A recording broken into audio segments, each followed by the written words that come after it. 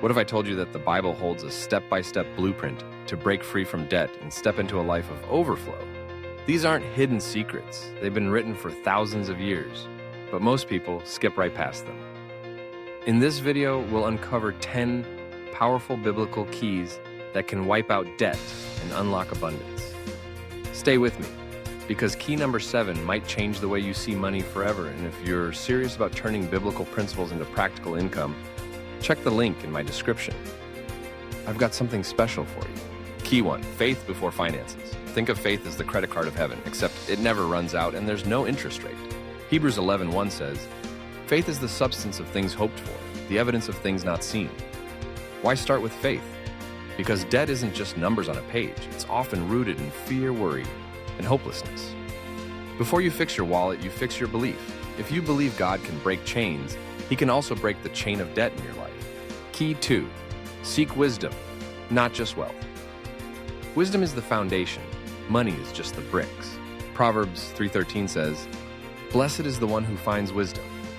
Most people chase money, but money without wisdom is quicksand. That's why lottery winners often go bankrupt in 5 years. Wisdom shows you how to earn, save, and multiply. Wisdom helps you say no to spending that keeps you broke. If you want wealth, chase wisdom first, because when you have wisdom, wealth chases you. Key 3, break the spirit of borrowing. If debt is slavery, why wear chains when God gave you wings? Romans 13:8 says, owe no man anything except to love him. Debt is like invisible chains. The Bible calls the borrower a slave to the lender. If you're in debt, the first step is to stop borrowing more. Cut up unnecessary credit cards. Live below your means. You can't pour water out of a leaking bucket. Stop the leak first, then you'll see progress. Key 4, tithing unlocks overflow. Giving isn't losing, it's investing into heaven's bank. Malachi 3:10 says, bring the whole tithe into the storehouse, and see if I will not open the windows of heaven. The world says, hold tighter, but God says, give first. Tithing trains your heart to trust God, not money. And here's the secret. When you release the first 10, you're inviting God to bless the 90. I've seen countless stories, people who gave even when it was hard, and doors opened that they never expected. Key 5, avoid greed, embrace stewardship. It's not about how much you earn, it's how much you keep and grow. Luke 16:10, whoever can be trusted with little can also be trusted with much. If you can't manage 100 wisely, why would God trust you with 1,000,000? Stewardship means budgeting, saving, investing carefully. Track your spending. Every penny has a purpose. Debt comes from mismanagement, not lack. When you manage well, God multiplies.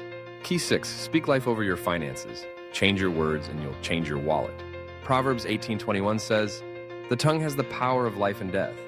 Words shape your reality. If you always say, I'm broke, you're cursing your future. Replace it with, I am a steward of God's abundance. Money flows into my life for His purpose. Speak life daily. Your mouth is a magnet, so decide what you want it to attract.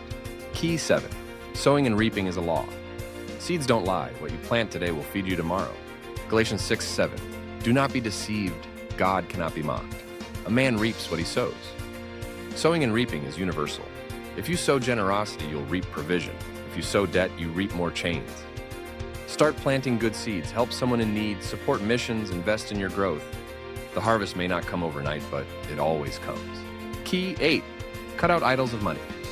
Money makes a great servant, but a terrible master. Matthew 6:24 says, you cannot serve both God and money. Debt grows when money becomes an idol. If you're chasing possessions to look rich, you'll end up poor. But if you treat money as a servant, not a master, you'll gain freedom. Remember, money is a tool, not a god. Key 9, plan diligently, rest confidently. Plan and rest like it's up to God.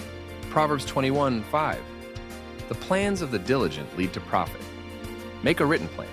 How much debt you'll pay off each month, what you'll save, what you'll invest. But here's the twist. After planning, rest. Don't stress, because God multiplies effort. Diligence plus trust equals success. Key 10, believe in overflow. Scarcity is a lie. Overflow is your truth. John 10:10, Jesus said, I came that they may have life and have it abundantly, not survival, not just getting by. Abundance, overflow. That's your inheritance as a child of God. When you align faith, wisdom, stewardship, and obedience, you move from debt to overflow. You were never meant to scrape by. You were meant to overflow. Friend, you now hold the 10 keys from the Bible to wipe out debt and walk into abundance. The choice is yours. Stay in chains or step into freedom. And if you want to take this further, not just spiritually but practically, check the link in my description.